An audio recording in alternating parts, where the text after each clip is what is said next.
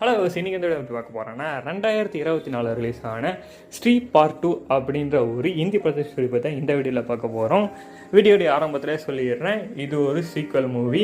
இது ஒரு யூனிவர்ஸ்குள்ளே வர ஒரு மூவி தான் இது. இந்த படத்தோடைய கதை உங்களுக்கு ஃபுல்லாக புரியணும்னா நீங்கள் கண்டிப்பாக ஸ்ரீ பார்ட் 1 வந்து பார்த்துருக்கணும். அப்புறம் 2022 ரிலீஸ் ஆன பெரியா அப்படின்ற ஒரு இந்தி படத்தையும் சேர்த்து பார்த்துருக்கணும். இந்த ரெண்டு படத்தை நீங்கள் பார்த்துருந்தா மட்டும்தான் இந்த படத்துடைய கதை வந்து உங்களுக்கு ஃபுல்லாக கிளியராக புரியும். எனக்கு தெரிஞ்சு இந்த ரெண்டு படமே தமிழ் டப்பிங்கில் இருக்குது. பார்க்காதவங்க பார்த்துட்டு இந்த வீடியோ பார்த்தீங்கன்னா ஒன்றுமே இந்த படத்துடைய கதை வந்து கிளியராக வந்து புரியும். சரி, ஓகே, ரொம்ப பேசாமல் கண்டனுக்குள்ளே வந்து போயிடலாம். இந்த படத்துடைய ஆன்லைன் ஸ்டோரி என்னென்னா, ஆல்ரெடி பார்ட் 1 வந்து ஸ்ரீக்கு வந்து மரியாதைலாம் கொடுத்து அந்த ஸ்ரீ அப்படின்ற பேயை வந்து ஊரை விட்டு அமுச்சிட்டு இருப்பாங்க. ஸ்ரீ அப்படின்ற பேய் வந்து அந்த ஊரை விட்டு போயிட்டு பிறகு இன்னும் ஒரு தலையே இல்லாத ஒரு பெரிய மான்ஸ்டர் வந்து அந்த ஊருக்குள்ளே வந்து வருது. இந்த மான்ஸ்டர் வந்து என்ன பண்ணுதுன்னா, அந்த ஊருக்குள்ளே இருக்கிற பெண்களெல்லாம் வந்து கடத்திட்டு போயிடுது. இதை தடுக்க தான் ஷர்தா கபூர் அப்புறம் அவங்க கேங்கெல்லாம் சேர்ந்து அந்த மான்ஸ்டரை தடுத்து நிறுத்தி பார்க்குறாங்க. அப்படி பார்க்கும்போது அவங்களுக்கு என்னெல்லாம் ஆச்சு, அங்கே இந்த மான்ஸ்டரை தடுத்து நிறுத்தினாங்களா இல்லையா அப்படின்னு அந்த படத்துடைய ஃபுல் ஸ்டோரிக்குள்ளே பொறுத்தவரை நீங்கள் ஒன்று மறக்காமல் சப்ஸ்கிரைப் பண்ணிங்க, மறக்காமல் அந்த விலைக்கன் ப்ரெஸ் பண்ணிங்க. இப்போ இந்த படத்துடைய ஃபுல் ஸ்டோரிக்குள்ளே போகலாம்.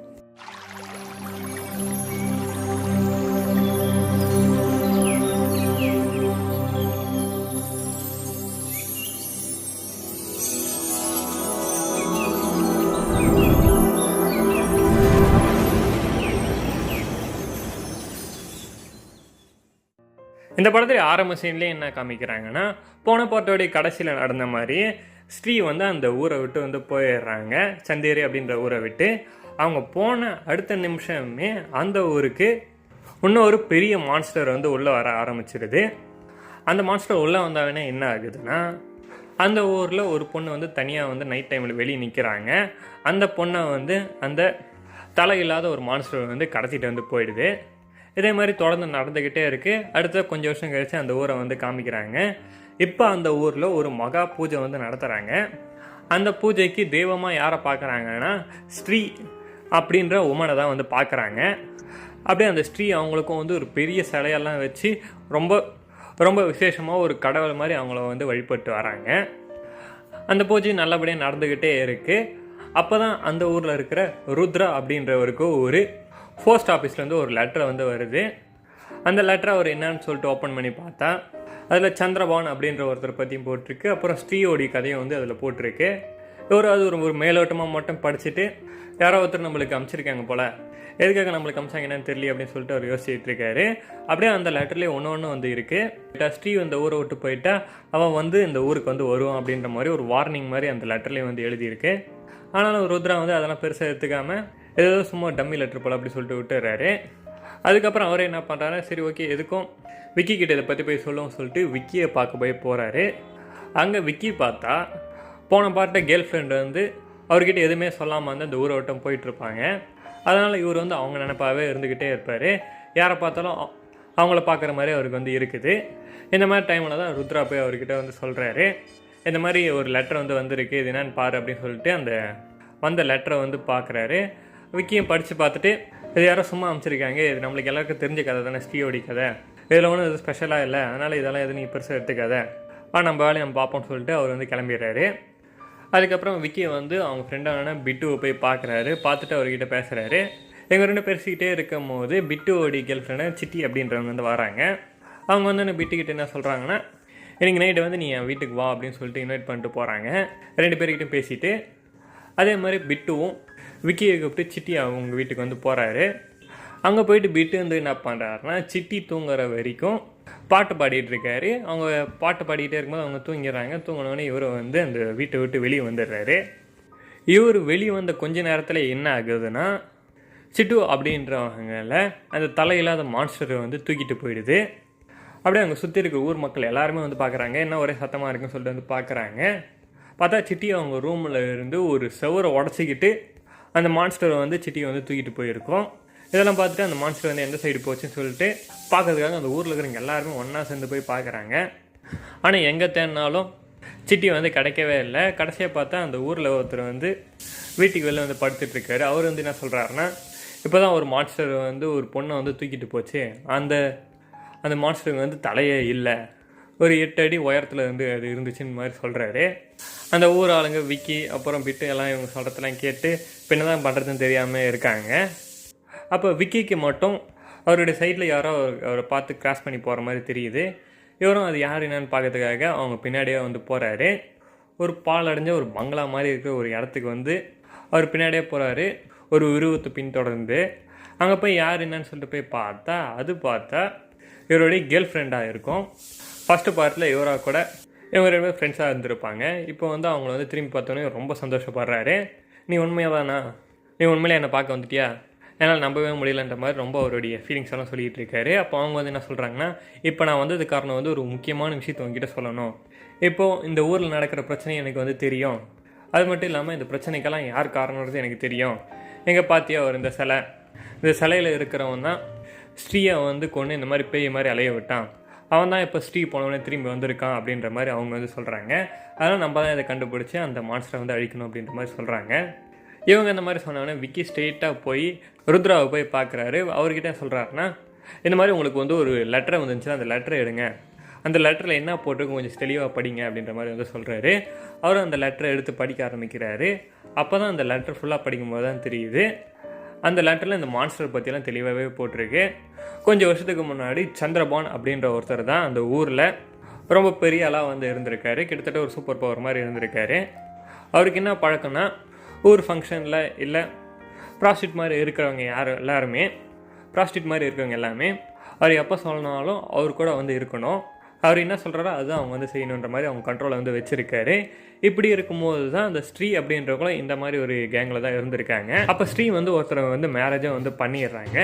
இந்த மாதிரி ஒரு மேரேஜை வந்து தெரிஞ்சவொடனே சந்திரபாணி என்ன பண்ணிடுறாருன்னா, ஸ்ரீயை வந்து சாகடிச்சிடுறாரு. சாகடிக்கும் போது ஸ்ரீக்கு வந்து ஒரு குழந்தைய வந்து இருக்குது, ஒரு சின்ன பொண்ணு. அது அந்த பொண்ணையை வந்து சாவடிச்சிடுறாங்க. இந்த மாதிரி சாவடிச்சிட்ட பிறகு தான் ஸ்ரீ வந்து அந்த ஊரில் வந்து பேயாகவே மாறி இருப்பாங்க. அவங்க பேயாக மாறிட்ட பிறகு தான் சந்திரபாணியும் அவங்க கூட இருக்கிற ஆட்களையும் வந்து சாகடிச்சு அந்த ஊருக்குள்ளே அவங்க ஆளுங்களெல்லாம் சாகடிச்சு அந்த ஊருக்கு வெளியே ஒரு இடத்துல வந்து போச்சு வச்சுருக்காங்க. இப்போ ஸ்ரீ வந்து அந்த ஊர் விட்டு போனோடனே திருப்பி வந்து அவர் வந்து வந்துட்டார். சந்திரபான் அப்படின்ற மான்ஸ்டர் வந்து வந்துடுறாரு. ஸ்ரீ சாவடிக்கும் போது அவங்க தலையை வந்து வெட்டி இருப்பாங்க 2. அதனால தான் இப்போ அந்த மான்ஸ்டர் வரும்போதும் தலை இல்லாமல் வருது. அப்புறம் இவங்கெல்லாம் சேர்ந்து என்ன முடிவு பண்ணுறாங்கன்னா, சரி ஓகே, நம்ம எப்படியாவது அந்த மான்ஸ்டரை வந்து தடுத்து ஆகணும், இல்லைனா நம்ம ஊரில் இருக்கிற நிறைய பொண்ணுங்களை வந்து அந்த மான்ஸ்டரை வந்து கடத்திட்டு போயிடும். இது தடுத்து நிறுத்தின ஒரே வழி தான் இருக்குது. அதுக்கு வந்து அந்த ஸ்ரீயை வந்து திரும்பி வர வைக்கணும். ஸ்ரீ திரும்பி இந்த ஊருக்குள்ளே வந்தால் மட்டும்தான் அந்த மான்ஸ்டரை வந்து தடுத்து நிறுத்த முடியுன்ற மாதிரி அவங்க எல்லாமே முடிவு பண்ணுறாங்க. அப்போ அவங்க என்ன சொல்கிறாங்கன்னா, சரி ஓகே, நம்ம ஸ்ரீயை போய் கூப்பிட்டு வரலன்னா அதுக்கு வந்து ஜனா வேணும்ல, முதல்ல போய் நம்ம ஜனாவை கூப்பிட்டு வரலாம் அப்படின்னு சொல்லிட்டு ஜனாவை பார்க்க வந்து போகிறாங்க. அவர் வந்து டெல்லிக்கு பக்கத்தில் இருக்கிற ஒரு ஊரில் வந்து ஐஎஸ் எக்ஸாமுக்கு வந்து படிச்சுக்கிட்டு இருக்காரு. அவர்கிட்ட வந்து இவங்கெல்லாம் ஸ்ட்ரெயிட்டாக வந்து ஸ்ரீயை திரும்ப ஊருக்கு கூட்டின்னு வரத்துக்கு நீ உன்னோட ஹெல்ப் வேணும்னு கேட்டால் அவர் வரமாட்டார்னு சொல்லிட்டு ருத்ரா வந்து ஒரு பார்ட்டி ஒன்று வச்சுருக்காரு, ஒரு மியூசிக்கல் பார்ட்டி. அதுக்கு வந்து நீ வரணும்னு சொல்லிட்டு ஆசைப்படுறாரு அப்படின்னு சொல்லிட்டு போய் கூப்பிட்றாங்க. அவரும் வந்து சரி ஓகே, இந்த மியூசிக் பார்ட்டி தான் நான் வரேன் அப்படின்னு சொல்லிட்டு இவங்களா கூட வந்து சந்தேரி அப்படின்னு அந்த ஊருக்கு வரத்தை வந்து ஒத்துக்கிட்டு இவங்களா கூட ஊருக்கு வந்துடுறாரு. அவர் ஊருக்கு வந்த பிறகு தான் தெரியுது இவங்க வந்து இந்த மாதிரி மியூசிக் பார்ட்டி அதுன்னு சொன்ன எல்லாமே போய் ஸ்ரீயை திரும்பி ஊருக்கு கொண்டு வரத்துக்கு தான் என்னை கூப்பிட்ருக்காங்கன்னு சொல்லிட்டு தெரியுது. அவருக்கு தெரிஞ்சவொடனே நான் முடியாது எதுக்கெல்லாம் என்ன வர முடியாது, இதுதான் விஷயம் சொல்லியிருந்தேன், நான் முன்னாடியே வரமாட்டேன்னு சொல்லியிருப்பேன், எல்லாம் கண்டிப்பாக வர முடியாத மாதிரி சொல்லிக்கிட்டே இருக்காரு. இருந்தாலும் அவங்க எல்லாருமே பேசி அவரை கன்வின்ஸ் பண்ணி விக்கி ஸ்டார்டிங்கில் ஒரு பழைய பில்டிங் வந்து போயிருப்பார். அந்த பில்டிங்க்கு வந்து இவங்க 4 பேருமே ஒன்றா போகிறாங்க. அங்கே தான் ஸ்ரீ இருக்க வாய்ப்பு இருக்குன்னு சொல்லிட்டு அங்கே போய் இவங்கெல்லாம் ஸ்ரீன்னு கூப்பிட்டு பார்க்குறாங்க. ஆனால் அந்த ஸ்ரீ அப்படின்ற அந்த பேய் வந்து வரவே இல்லை. அதுக்கு பதிலாக அந்த ஹெட்டே இல்லாத மான்ஸ்டர் தான் வந்து வருது. அந்த மான்ஸ்டர் வந்து இவங்கெல்லாம் இருக்கிறத பார்த்தோன்னே அங்கே எல்லாருமே பயமுறுத்த ஆரம்பிச்சிருது. ஜனா மட்டும் அந்த மான்ஸ்டர்கிட்ட பயங்கரமாக வந்து மாட்டிக்கிறாரு. அந்த மான்ஸ்டர் அடிவங்க கிட்டத்தட்ட பேச்சு மூச்சு இல்லாமல் படுத்துருக்கிறாரு. அவங்க எல்லாருமே ஒரு இறந்துட்டாருன்னு சொல்லிட்டு முடிவே பண்ணிடுறாங்க. அப்புறம் கொஞ்ச நேரத்துக்கு பிறகு அவரே வந்து எந்திரிச்சு இவங்கள கூட அப்படியே வர ஆரம்பிச்சிடுறாரு. அப்படியே இவங்க எல்லாருமே ஒன்றா சேர்ந்து அந்த பாலடைஞ்ச பங்களா வந்து வண்டியில் இவங்க எல்லாருமே கிளம்பி போயிடுறாங்க. போகும்போது அந்த மான்ஸ்டர் வந்து பின்னாடியே துரத்திக்கிட்டே வருது. இவங்க ஊருக்குள்ளே வந்துடுவாங்க. ஊருக்குள்ளே வந்தாலும் அந்த மான்ஸ்டர் வந்து பின்னாடியே துரத்திக்கிட்டே வருது. இவங்களும் அந்த மான்ஸ்டர் தப்பிக்கிறதுக்காக ஒரு யானை பொம்மைக்குள்ளே போய் ஒளிஞ்சிட்ருப்பாங்க. அப்படியே அந்த பொம்மையில் இருக்கிறதையும் அந்த மான்ஸ்டர் வந்து கண்டுபிடிச்சி அப்படியே அந்த விக்கியை வந்து சாவடிக்கிற நிலைமைக்கு வந்து கழுத்து பிடிச்சி அப்படியே ஹேரில் வந்து நிற்க வச்சிடும். அப்படியே ஒரு கிட்டத்தட்ட சாகிற நிலைமைக்கு வந்துடுறாரு. அப்போ தான் கரெக்டாக இவங்க வந்து வராங்க, விக்கியோட கேர்ள் ஃப்ரெண்டு வந்து வராங்க. வந்து அந்த மான்ஸ்டர் கிட்ட வந்து இவங்க விக்கியை வந்து காப்பாற்றுறாங்க. அவங்க முடியல பார்த்தா அந்த ஸ்ரீயோடைய பவர் வந்து இருக்குது. அதை வச்சு அந்த மான்ஸ்டரை வந்து லைட்டாக வந்து கண்ட்ரோல் பண்ண பார்க்குறாங்க. இருந்தாலும் அந்த மான்ஸ்டரை வந்து அடித்து தூக்கி போட்டுருது. இவங்களுடைய பவர் வச்சு அவங்க அந்த மான்ஸ்டரை பெருசாக கண்ட்ரோலே பண்ண முடியல. அப்படியே கடைசியாக அந்த மான்ஸ்டர் என்ன பண்ணிடுதுன்னா அந்த ஊருக்கு நடுவில் இருக்கிற ஸ்ரீயோடைய சிலையை உடச்சிட்டு அப்படியே கிளம்பி போயிடுது. திரும்ப அடுத்த நாள் காலைல இவங்க 4 பேருமே ஒன்றா உட்காந்து பேசுகிறாங்க. அப்போ விக்கியோட கேர்ள் ஃப்ரெண்டுக்கிட்ட இங்கே எல்லாருமே கேட்குறாங்க, உனக்கு எப்படி அந்த பவர் கிடச்சிச்சுன்ற மாதிரிலாம் கேட்குறாங்க. அப்போ தான் அவங்களே சொல்ல ஆரம்பிக்கிறாங்க. ஸ்ரீயோடைய ஃபஸ்ட்டு பார்ட் லாஸ்ட்டில் பார்த்தா ஸ்ரீயோடைய பவர் வந்து இவங்களோட முடியிலேருந்து கிடைக்கிற மாதிரி ஒரு சீனை வந்து இருக்கும். அதே தான் இவங்ககிட்டேயும் வந்து அவங்க வந்து சொல்கிறாங்க, எனக்கு போன இதில் ஸ்ரீக்கிட்ட சண்டை போடும் போது அவளுடைய சக்தி வந்து எனக்கு முடியல கிடச்சிச்சுன்ற மாதிரி வந்து சொல்கிறாங்க. ஆனால் அதெல்லாம் வச்சுக்கிட்டு இந்த மான்ஸ்டர் ஒன்றுமே பண்ண முடியாது, அதுக்கு எதனா பெரிய பூஜை பண்ணி பெருசாக எதனா பண்ணால் மட்டும்தான் அந்த மான்ஸ்டரை அழிக்க முடியுன்ற மாதிரி அவங்களே வந்து சொல்கிறாங்க. அப்புறம் இவங்க எல்லாருமே சேர்ந்து ஜனாக்கு என்னாச்சுன்னு சொல்லிட்டு பார்க்கலாம்னு சொல்லிட்டு போகிறாங்க. அங்கே போய் பார்த்தா ஜனா வந்து ரொம்ப பயந்து போயிருப்பார். அப்போ அவங்க ஃப்ரெண்ட்ஸுக்கிட்ட வந்து என்ன சொல்கிறாருன்னா, நான் வந்து கிட்டத்தட்ட நேற்று செத்துட்டேன்னு தான் நினச்சேன். அங்கே வந்து அந்த மான்ஸ்டர்கிட்ட வந்து நான் மாட்டிக்கிட்டு இருந்தேன். அப்போ நம்ம ஊர் ஆளுங்க எல்லாருமே ஒரு இடத்துல அந்த மான்ஸ்டரை அடைச்சி வச்சுக்கிற மாதிரி ஒன்று பார்த்தேன். அதை கடத்திட்டு போன எல்லா பொண்ணுங்களையுமே மொட்டை அடித்து ஒரு இடத்துல அப்படியே வச்சுருக்கு. அந்த மான்ஸ்டர் எனக்கு இந்த மாதிரி கண்ட்ரோல் பண்ணி வைக்கும் போது எனக்கு ஒரு பவர் மாதிரி வந்து இப்போ எனக்கு கிடச்சிருக்கு. அந்த மான்ஸ்டர் தான் எனக்கு முன்கிட்டே தெரிகிற மாதிரி இப்போ தெரியுது. எனக்கு இப்போ கனவுலலாம் கூட இப்போல்லாம் அந்த மான்ஸ்டர் இருக்கிற இடம்லாம் எனக்கு தெரியுது. எனக்கு ரொம்ப பயமாக இருக்குன்ற மாதிரி அவர் வந்து சொல்கிறாரு. அப்போ விக்கியோட கேர்ள் ஃப்ரெண்டு வந்து ஒரு மந்திரம் மாதிரி ஒன்று சொல்கிறாங்க. சொன்ன உடனே அவர் கொஞ்சம் நார்மலாக ஆயிடுறாரு. அதுக்கப்புறமா விக்கியோட கேர்ள் ஃப்ரெண்டு என்ன சொல்கிறாங்கன்னா, அந்த மான்ஸ்டர் வந்து இந்த ஊரில் இருக்கிற மாடர்னான பொண்ணுங்களை மட்டும் தான் தூக்குது, மற்றபடி நார்மலாக இருக்கிறவங்களாம் இந்த மான்ஸ்டர் எதுவுமே பண்ண மாட்டேங்குது. அதனால் ஊரில் யாருமே மாடர்ன் ட்ரெஸ் பண்ண வேணான்ற மாதிரி வந்து சொல்கிறாங்க. அதனாலே அந்த ஊரில் இருக்கிற பெண்கள் எல்லாருமே என்ன பண்ணுறாங்கன்னா, மாடர்ன் ட்ரெஸ் எல்லாம் போடாமல் ட்ரெடிஷ்னலாக இருக்கிற சாரீஸ் மட்டும் தான் வந்து கட்டுறாங்க. அதுலேயும் ரொம்ப மாடர்னாக இல்லாமல் ரொம்ப ட்ரெடிஷ்னலாக இருக்க மாதிரி மட்டும் தான் கட்டுறாங்களே. இந்த மாதிரிலாம் ஊருக்குள்ளே பெருசாக பிரச்சனை வந்து போயிட்டுருக்கு. அப்போ இந்த கேங் வந்து என்ன முடிவு பண்ணுறாங்கன்னா, அந்த மான்ஸ்டரை தடுத்து நிறுத்த எதனா வழி இருக்கா அப்படின்னு சொல்லிட்டு யோசிச்சுட்டு இருக்காங்க. அப்போ விக்கியோட கேர்ள் ஃப்ரெண்ட் வந்து பேசுகிறாங்க. அவங்க என்ன சொல்கிறாங்கன்னா, விக்கி, உன்னால் மட்டும்தான் அந்த மான்ஸ்டரை வந்து தடுத்து நிறுத்த முடியும். இந்த கத்தி ஞாபகம் இருக்கா, இந்த கத்தி நீ வச்சுக்கோ. இந்த கத்தியை வச்சு தான் நீ வந்து ஸ்ரீயே வந்து தடுத்துருக்க. இப்போ நீ தான் திருப்பி இந்த ஊரை வந்து காப்பாற்றணும். எனக்கு நம்பிக்கை இருக்குது, உன்னால் மட்டும்தான் ஸ்ரீகிட்டேருந்து இந்த ஊரை காப்பாற்றின மாதிரி இந்த மான்ஸ்டர்கிட்டே இந்த ஊரை காப்பாற்ற முடியும். அதனால் நீ தான் அந்த மான்ஸ்டர் வரையும் நெஞ்சில் இந்த கத்தியை குத்தணும் அப்படின்ற மாதிரி சொல்கிறாங்க. அவர் சரி ஓகே நான் பண்ணுறேன்ற மாதிரி வந்து சொல்கிறாரு. ஆனால் அவங்களுக்கு வந்து இப்போ எப்படி அந்த மான்ஸ்டரை வர வைக்கிறத சொல்லிட்டு யோசிக்கிறாங்க. அப்போ ருத்ரா வந்து என்ன சொல்கிறாருன்னா, நம்ம ஏன் ஒரு டான்ஸ் ஷோ வந்து நடத்தக்கூடாது, கொஞ்சம் கவர்ச்சியாக இருக்கிற மாதிரி. இந்த மாதிரி கவர்ச்சியாக எந்த பொண்ணாலும் அந்த மான்ஸ்டர் வந்து வருவான்ல, அப்போ வரும்போது விக்கி வந்து அந்த மான்ஸ்டர் நெஞ்சில் குத்திட்டோம் அப்படின்ற மாதிரி அவர் வந்து சொல்கிறாரு. சரி இப்போ அதுக்கு ஒரு டான்ஸ் இருக்குது, நம்ம எங்கே போகிறதுன்ற மாதிரி வந்து எங்கள் எல்லாருமே கேட்குறாங்க. இப்போ ருத்ரா வந்து என்ன சொல்கிறாருன்னா, எனக்கு ஒருத்தர் தெரியும், அவங்க எனக்கு ரொம்ப தெரிஞ்சவங்க அப்படின்னு சொல்லிட்டு ஷமா அப்படின்றவங்கள பார்க்கறதுக்கு வந்து போகிறாங்க. இவங்க எல்லாருமே அவங்கக்கிட்ட இவங்க பேசினோடனே ஷமா அவங்க வந்து ஓகே சொல்லிடுறாங்க. ருத்ரா கிட்ட, நான் வேறு யார்கிட்ட இருந்தாலும் அந்த இடத்துக்கு வந்திருக்க மாட்டேன், நீ சொல்கிறதுனால வரேன், நீ பார்த்துக்கோன்ற மாதிரி வந்து சொல்கிறாங்க. அப்போ ருத்ரா என்ன சொல்கிறாருன்னா, நீங்கள் வாங்க, உங்களுக்கு எந்த பிரச்சனையும் இல்லாமல் நான் பார்த்துக்கிறேன், உங்களுக்கு எதுவுமே ஆகாது அப்படின்ற மாதிரி அவரும் வந்து சொல்கிறாரு. அப்படியே அவங்க நினச்ச மாதிரி ஷமா அவங்கள வச்சு அந்த ஊர்லேயே ஒரு பெரிய டான்ஸ் ப்ரோக்ராம் மாதிரி வந்து ஒன்று நடத்துகிறாங்க. அந்த டான்ஸ் ப்ரோக்ராம் நடந்துக்கிட்டே இருக்கும்போது ஜனாவுக்கு வந்து தெரிய ஆரம்பிச்சிச்சு அந்த மான்ஸ்டர் வந்துருச்சு அப்படின்னு சொல்லிட்டு. அப்படியே ஜனா வந்து விக்கி கிட்ட சொல்கிறாரு, அந்த மான்ஸ்டர் வந்துருச்சு, எல்லோரும் கொஞ்சம் அலர்ட்டாக இருங்க அப்படின்னு சொல்லிட்டு. அவர் சொன்ன கொஞ்ச நேரத்தில் அந்த மான்ஸ்டரை வந்து வந்துடுது. அந்த மான்ஸ்டரை வந்தவொடனே விக்கியை போய் அந்த கத்தியை வச்சு அந்த மான்ஸ்டரை குத்திடலாம் அப்படின்னு சொல்லிட்டு அவர் பாட்டுன்னு அந்த மான்ஸ்டரை குத்த வந்து போகிறாரு, தனியாக அவர் மட்டுமே. அப்போ அந்த மான்ஸ்டரை வந்து என்ன பண்ணிடுதுன்னா, அவர் கண்ணில் ஒரு பவர் மாதிரி வந்து அடிச்சு விட்டுருது. அவருக்கு அப்படியே கண்ணே தெரியாமல் போயிடுது கிட்டத்தட்ட கொஞ்சம் நேரத்துக்கு. அப்படியே அந்த ஷமா அப்படின்றவங்கள சுற்றி அந்த ஊரில் இருக்கிற எல்லா பசங்களும் வந்து அப்படியே பாதுகாப்புக்கு நின்றுட்டுருப்பாங்க, இந்த மான்ஸ்டரை இவங்களை தாண்டி தொடட்டும்னு சொல்லிட்டு. ஆனால் அந்த மான்ஸ்டரை வந்து ஸ்ட்ரெயிட்டாக அவங்க எல்லாருக்குமே மேஜிக் மாதிரி பண்ணி அவங்க எல்லாருடைய மைண்டையும் வந்து கண்ட்ரோல் பண்ண ஆரம்பிச்சிடுது. அப்படியே அவங்க எல்லாருமே ஷமா கிட்டேருந்து விலகிடுறாங்க. அப்படியே ஷமாவே அந்த மான்ஸ்டரை வந்து தூக்கிட்டு போயிடுது. இவங்களும் அடுத்து என்ன பண்ணுறதுன்னு தெரியாமல் இருக்காங்க. இவங்களோட கேங்கில் இருந்த பிட்டு அப்படின்றவரும் அந்த மான்ஸ்டரை வந்து மைண்டை வந்து சேஞ்ச் பண்ணி விட்டதுனால ஒரு மாதிரி சுற்ற ஆரம்பிச்சிடுறாரு அந்த மான்ஸ்டர் கண்ட்ரோலில். அந்த அந்த மான்ஸ்டர் வந்து ஒரு மேஜிக் மாதிரி போட்டதுனால அங்கே இருக்கிறவங்க எல்லாருமே என்ன பண்ண ஆரம்பிச்சிடுறாங்கன்னா கிட்டத்தட்ட ப்ரொட்டஸ்ட் மாதிரி பண்ண ஆரம்பிச்சிடுறாங்க. இந்த ஊரில் யாருமே கவர் சைட் ட்ரெஸ் பண்ணக்கூடாது, எல்லோரும் மாடர்னாகலாம் இருக்கவே கூடாது, ட்ரெடிஷ்னலாக மட்டும்தான் இருக்கணும், எல்லாருமே வினோதமாக போராட்டம் வந்து பண்ண ஆரம்பிச்சிடுறாங்க அந்த மான்ஸ்டர் கண்ட்ரோலில் இருக்கிறவங்க எல்லாருமே. இந்த மாதிரி ஊரில் இந்த மாதிரி பிரச்சனைலாம் இருக்கும் போது ருத்ரா, ஜனா, விக்கி அப்புறம் விக்கியோட கேர்ள் ஃப்ரெண்ட் மட்டும் ஒன்றா பேசுகிறாங்க. இந்த மாதிரி ஆயிடுச்சு என்ன பண்ணுறதுன்னு சொல்லிட்டு. அப்போ தான் அவங்களே வந்து யோசிக்கிறாங்க, சரி ஓகே நம்மளுக்கு வந்து லெட்டர் அனுப்பிச்சு ஒருத்தர் அலர்ட் பண்ணார்ல, அப்போ அவருக்கு வந்து தெரிஞ்சிருக்கும்ல இந்த மான்ஸ்டரை எப்படி சாவடிக்கிறது. சரி ஓகே இந்த லெட்டர் அனுப்பிச்சிருக்கிட்டே நம்ம ஸ்ட்ரெயிட்டாக போய் பேசலாம், இந்த மான்ஸ்டரை கால் பண்ணுறதுக்கு என்ன தான் வழி இருக்குன்னு சொல்லிட்டு அப்படின்னு இவங்க எல்லாரும் முடிவு பண்ணி கோபால் இருக்கிற சண்டிகர் அப்படின்ற இந்த லெட்டர் அமைச்சிருக்காரு வந்து அந்த லெட்டரில் யார் அமைச்சதை பார்க்குறாங்க. அந்த கோபாலில் இருக்கிற ஒரு ஆசிரமத்துக்கு போய் பார்க்குறாங்க. அது ஒரு மென்டல் ஹாஸ்பிட்டலாக வந்து இருக்குது. அந்த ஹாஸ்பிட்டலுக்கு சண்டிகர் அப்படின்றத அமைச்சிருக்காருன்னு இவங்க தெரிஞ்சவொடனே அங்கே போய் பார்க்குறாங்க. அது சண்டிகர் அப்படின்றவர் பார்த்துட்டு அவர்கிட்ட வந்து கேட்குறாங்க, இந்த மான்ஸ்டரை பற்றி எங்ககிட்ட சொல்லியிருக்கீங்களே, அந்த மான்ஸ்டரை இப்படி தான் சார் அழிக்கிறது அப்படின்ற மாதிரி வந்து கேட்குறாங்க. அந்த மான்ஸ்டரை அழிக்கணும்னா ஒரே ஒரு வழி மட்டும்தான் இருக்குது, அந்த மான்ஸ்டர் ஒரு இடத்துக்கே போய் ஸ்ரீயை வந்து பலி கொடுக்கணும், அப்படி பலி கொடுத்தா அந்த ஊரில் அந்த மான்ஸ்டரை பிடிச்சி வச்சுருக்கிற எல்லா பொண்ணுங்களையும் விட்டுட்டு அந்த மான்ஸ்டரும் திரும்பி வராமல் இருக்கும் அப்படின்ற மாதிரி அவர் வந்து சொல்கிறாரு. இதை விட்டால் உங்களுக்கு வேறு வழியே இல்லை அப்படின்ற மாதிரி அவர் வந்து சொல்லி அனுப்பிச்சிடுறாரு. அதுக்கப்புறம் அந்த மான்ஸ்டருடைய தலையை வந்து ரெண்டாவது வெட்டணும் அப்படின்ற மாதிரி வந்து சொல்கிறாரு. இதெல்லாம் கேட்டு அவங்க வந்து ஊருக்கு வந்து விக்கியோட கேர்ள் ஃப்ரெண்ட்கிட்ட இதெல்லாம் வந்து சொல்கிறாங்க.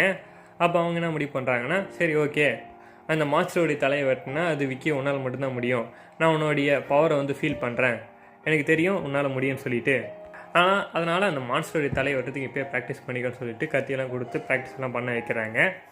அவரும் இந்த மாதிரி வெட்டுறதுக்கெல்லாம் கொஞ்சம் ப்ராக்டிஸ் ஆனவுடனே இவங்க எல்லாருமே அந்த மான்ஸ்டர் இருக்கிற அந்த இடத்துக்கே வந்து போகிறாங்க. அந்த மான்ஸ்டருடைய தலையை ரெண்டாக வெட்டலாம் அப்படின்னு சொல்லிட்டு அங்கே பார்த்தா ஒரு நடுவில் ஒரு பிரிட்ஜ் மாதிரியெல்லாம் இருக்குது. அந்த ஒரு பாலத்துக்கு அடுத்த சைடில் தான் அந்த ஊர்லேருந்து அந்த மான்ஸ்டர் கடத்தில வந்து எல்லா பொண்ணுங்களும் வந்து வச்சுருக்கு. இதெல்லாம் விக்கி வந்து பார்க்குறாரு. அப்புறம் விக்கியோட கேர்ள் ஃப்ரெண்ட் வந்து பார்க்குறாங்க. அப்போ விக்கியோட கேர்ள் ஃப்ரெண்ட் என்ன சொல்கிறாங்கன்னா, நீ போய் அந்த பொண்ணுங்களெல்லாம் எப்படியாவது இங்கே கூப்பிட்டு வரப்பாரு, அந்த மான்ஸ்டர் இங்கே வந்துச்சுன்னா நான் பார்த்துக்கிறேன் அப்படின்ற மாதிரி வந்து சொல்கிறாங்க. அப்போ விக்கி வந்து சரி அப்போ அந்த சந்திரகாந்த் சொன்ன மாதிரி ஒருத்தரை பலி கொடுக்கணுமே ஒரு பொண்ணை, அது யார் கொடுக்குறது அப்படின்ற மாதிரி அவர் வந்து கேட்குறாரு. அப்போ அவங்க வந்து என்ன சொல்லிடுறாங்கன்னா, நான் பலி கொடுத்துக்கிறேன், ஏன்னா சந்திரகாந்த் வந்து ஸ்ரீயை தான் வந்து பலி கொடுக்க சொன்னாங்க, ஸ்ரீ வந்து இப்போ உயிரோடு இல்லை, இப்போ அதை பொறுத்த வரைக்கும் நான் தான் ஸ்ரீ, ஏன்னா ஸ்ரீயோடைய பவர் வந்து என்னுடைய முடிவில் வந்து இருக்குது, அதனால் நான் தான் ஸ்ரீ, அதனால் நானே பலி கொடுத்துக்கிறேன் அப்படின்ற மாதிரி வந்து அவங்க வந்து சொல்கிறாங்க. இதை கேட்டு விக்கிக்கு வந்து மனசே கேட்கல, ஏன்னா அவர் வந்து அவங்கள ரொம்ப லவ் பண்ணுவார். இந்த மாதிரி அவங்க வந்து தன்னைத்தானே பலி கொடுக்க போகிற சொன்னவர் ரொம்ப ஃபீல் பண்ணி இல்லை அதெல்லாம் வேணாம், நீ இதெல்லாம் அதை பண்ணாத, வேறு எதனா வழி இருக்கு நம்ம பார்த்துக்கலாம் சொல்லிட்டு ரொம்ப கெஞ்சி பார்க்குறாரு. ஆனால் அவங்க வந்து ஒரே வார்த்தை வந்து சொல்லிடுறாங்க, இந்த ஊருக்காக அதை பண்ணி தான் ஆகணும் அப்படின்ற மாதிரி சொல்லிடுறாங்க. இவரும் மனசை கொஞ்சம் தேர்த்துக்கிட்டு பிரிட்ஜுக்கு அந்த சைடில் இருக்கிற அந்த பொண்ணுங்கிட்டலாம் போய் பேசி பார்க்குறாரு. யாருன்னா சுயநலவோடு இருக்காங்களா கூட்டின்னு போகலாமான்னு சொல்லிட்டு பார்க்குறாரு. ஆனால் யாருமே ஒரு பேசுறதுக்கு எந்த ரியாக்ஷன் கொடுக்காம அப்படியே சைலண்ட்டாக சில மாதிரி நின்றுக்கிட்டே இருக்காங்க. அப்படியே பிரிட்ஜுக்கு எந்த சைடு என்ன ஆகுதுன்னா, அந்த தலையில்லாத மான்ஸ்டர் வந்து விக்கியோட கேர்ள் ஃப்ரெண்ட் வந்து பார்த்துட்டு அவங்கக்கிட்ட இருந்து பவர் அப்படியே எடுத்து அப்படியே சாவடிக்க பார்க்குது. இதை வந்து விக்கி வந்து அந்த பிரிட்ஜுக்கு அந்த சைடில் வந்து பார்த்துட்டவுடனே வேகமாக ஓடி வந்து அவர் கையில் இருக்கிற அந்த கத்தியை வச்சு அந்த மான்ஸ்டருடைய தலையை ரெண்டாக வந்து வெட்டிட்டு போயிருக்கு. அவங்க கேர்ள் ஃப்ரெண்டுக்கிட்டே என்ன சொல்கிறாருன்னா, நீ என்ன தான் சொன்னாலும் என் மனசை வந்து கேட்கல, உன்னமா அந்த மாதிரி ஒரு நிலமையில் பார்க்கும்போது, அது மட்டும் இல்லாமல் இவங்ககிட்ட இந்த பவர் எடுக்கும் போது கிட்டத்தட்ட சுற்றி இருக்கிற எல்லா பொண்ணுங்க வாயிலையுமே பவர் மாதிரி ஒரு இண்டியூஸ் ஆகிறத பார்த்தேன், அதனால் எனக்கு எதுவும் சரியாக படலை, அதனால தான் உன்னை காப்பாற்றுறதுக்காகவும் இந்த மாதிரி நடக்க தடுக்கிறதுக்காக இப்படி பண்ண அப்படின்ற மாதிரி வந்து சொல்கிறாரு.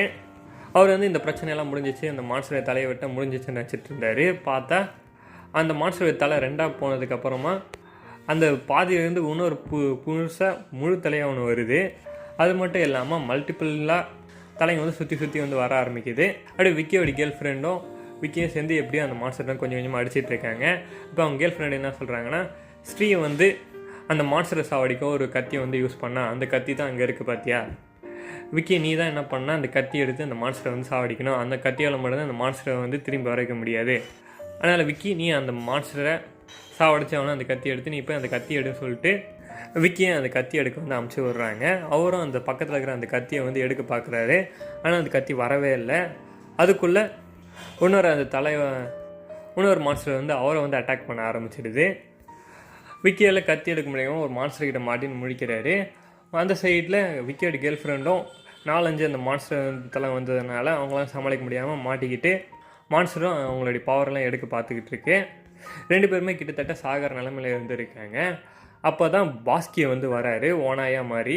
அவர் இவங்க 2 பேருமே காப்பாற்றுறாரு. காப்பாற்றிட்டு அந்த மான்ஸ்டர் தலையை 4-5 அப்படியே சாவடிச்சு போட்டுறாரு.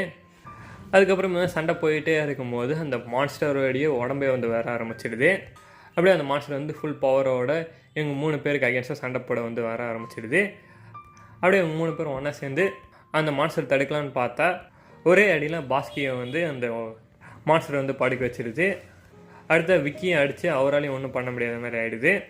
கடைசியாக விக்கியோட கேர்ள் ஃப்ரெண்டும் அவங்க முடியில் இருக்க ஸ்ரீயோடி பவர் வச்சு அதெல்லாம் பண்ண முடியுதான்னு பார்க்குறாங்க.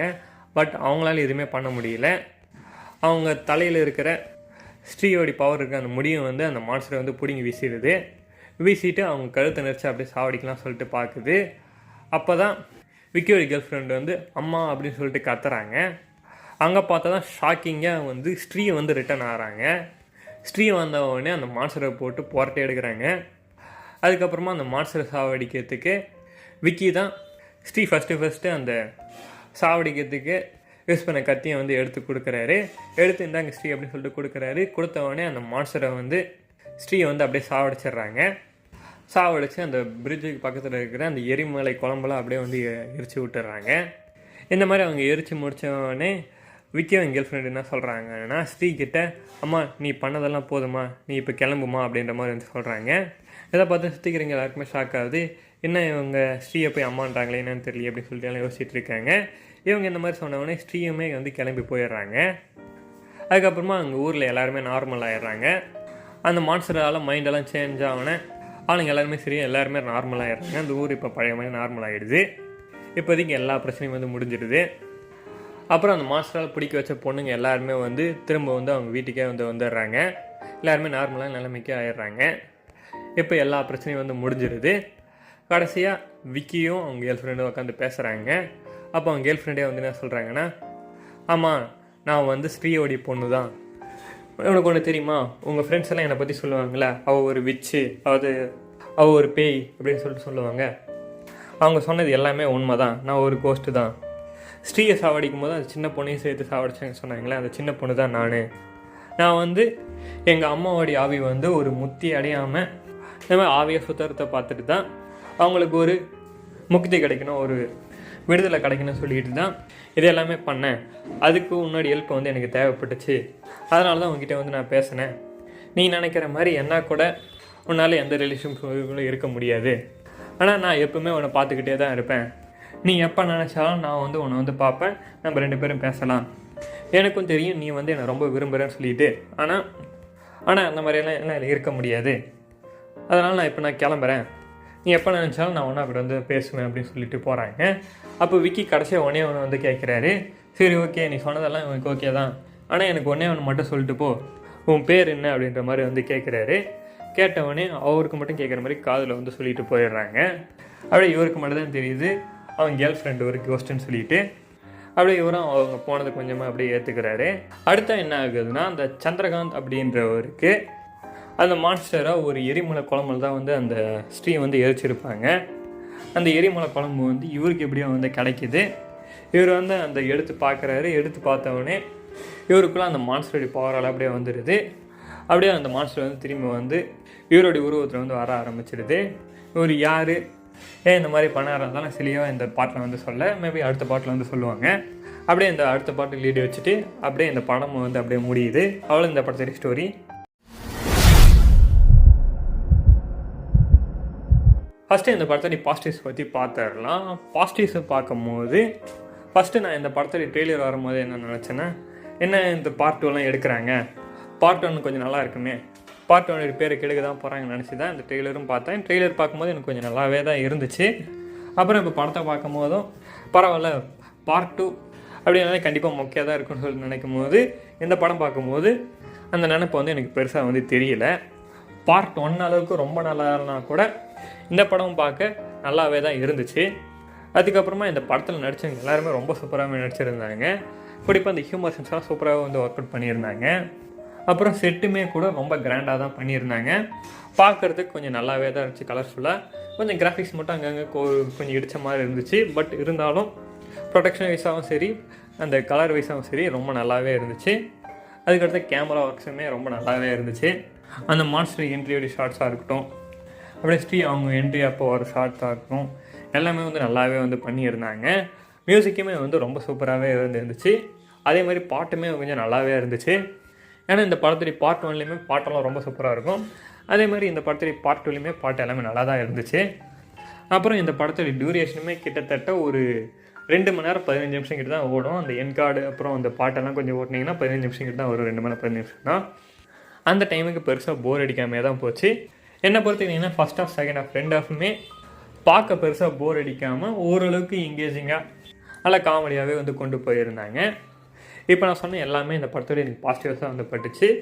நெகட்டிவ்ஸும் பார்க்கும்போது என்னன்னா, இந்த படத்துடைய ஃபஸ்ட்டு பார்ட்டை பொறுத்த வரைக்கும் அந்த ஹாரர் எலிமெண்ட்ஸ் வந்து ரொம்ப நல்லா ஒர்க் பண்ணியிருப்பாங்க. அந்த ஸ்ரீ என்ட்ரி அப்பவும் சரி, அந்த ஸ்ரீ வந்து பின்னாடி நிற்கிது, அந்த ஸ்ரீ வந்து ஒரு மாதிரி அங்கே பேரை வந்து சொல்லும். அப்படி சொல்லும் போதெல்லாம் ரொம்ப பயங்கரமாகவே இருக்கும். பார்க்குற நம்மளுக்கே கொஞ்சம் பயங்கரமான ஒரு ஹாரர் ஃபீலை வந்து கொடுக்கும். அந்த மாதிரி ஃபீல் வந்து இதில் தான் மிஸ் ஆன மாதிரி இருந்துச்சு. ஹாரர் எலிமெண்ட்ஸும் பார்த்தாலே செகண்ட் ஹாஃபில் பெருசாக எதுவுமே இல்லை. ஃபஸ்ட் ஹாஃபில் தான் ஒரு 2 3 சீன் வந்து இருந்துச்சு. அந்த ஜம்ப் ஸ்கேர்ஸ் கொஞ்சம் மிஸ் ஆன மாதிரி இருந்துச்சு.